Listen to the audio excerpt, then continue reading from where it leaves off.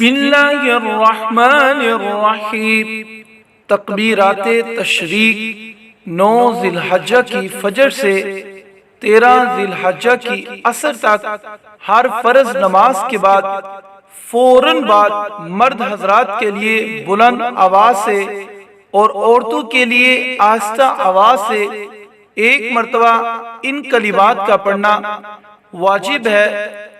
अल्लाहु अकबर अल्लाहु अकबर ला इलाहा इल्लल्लाह वल्लाहु अकबर अल्लाहु अकबर वलिल्लाहिल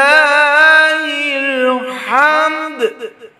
अल्लाहु अकबर अल्लाहु अकबर ला इलाहा इल्लल्लाह वल्लाहु अकबर अल्लाहु अकबर वलिल्लाहिल हम्द।